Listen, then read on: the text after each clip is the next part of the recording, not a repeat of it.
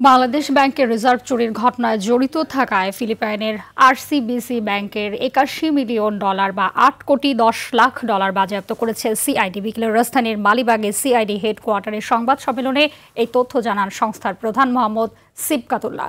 তিনি বলেন, ব্যাংকটির তৎকালীন প্রেসিডেন্ট ও সিইও সহ সহযোগীরা ৫টি ভুয়া অ্যাকাউন্টের মাধ্যমে অর্থ পাচারে সরাসরি জড়িত। আরও জানাচ্ছেন এআর বাদল। ২০১৬ সালের ৪ ফেব্রুয়ারি যুক্তরাষ্ট্রের federal reserve bank of new ইয়র্কে থাকা বাংলাদেশ ব্যাংকের রিজার্ভ থেকে $10,১০,০০,০০০ চুরি হয়।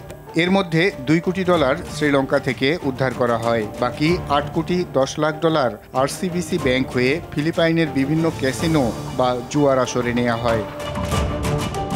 সংবাদ সম্মেলনে সিআইডি প্রধান জানান, ঢাকার বিশেষ জজ আদালত ফিলিপাইনের আরসিবিসি ব্যাংক থেকে $৮১ মিলিয়ন ফিরিয়ে আনার আদেশ দিলে আন্তর্জাতিকভাবে আইনি প্রক্রিয়া শেষে এ টাকা বাজেয়াপ্ত করা হয়।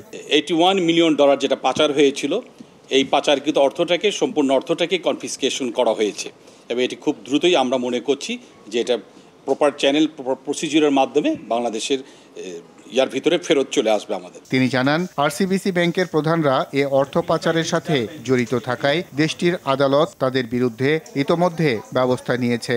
The Rizal Commercial Banking Corporation RCBC Philippines এটাকে এখন কনফিসকেশনের অর্ডারটা এসেছে। প্রথমবারের মতো বাংলাদেশে এটি হলো। এই অর্থ সমুদয় অর্থ বাংলাদেশে ফিরিয়ে আনার জন্য সমস্ত কার্যক্রমগুলো অব্যাহত থাকবে। চলমান আইনি প্রক্রিয়া শেষ হলে $৮১ মিলিয়ন বাংলাদেশ সরকারের কোষাগারে ফেরত পাঠাতে হবে। এআর বাদল, RTV, ঢাকা।